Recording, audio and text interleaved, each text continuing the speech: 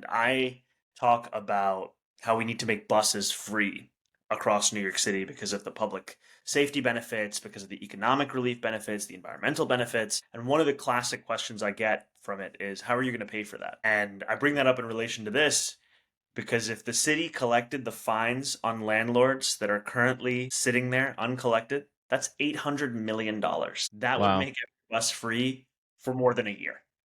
That's the kind of money that's being left on the table in the name of a lack of accountability.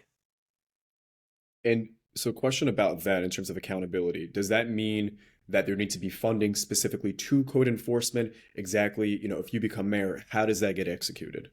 I think it's funding, but it's also intent. I mean, there is for far too long we have not had a commitment to excellence in public service across New York City from the top down, from the mayor's office, right? Eric Adams, it's a lot of stories about corruption, but it's also a lot of patronage and simply a lack of interest in governing at all. Like, I'll give you an example that doesn't really have that much to do with money, which is if you're a tenant in New York City and there's something wrong with your apartment, beyond calling your super, your landlord, you could call 311.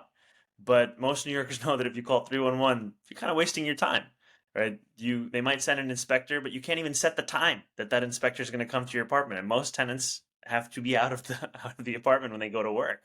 Uh, and these are like the simple fixes where if you actually cared about the outcome, then you would create an appointment system where you would set a time for the inspector to come to the apartment and you would be there, as opposed to the runaround that typically takes place. And I think the other thing here is, are you actually willing to have this fight?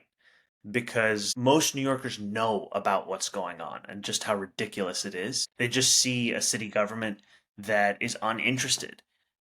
You know, we've seen statistics of 1 in 15 Americans live in a mixed status family.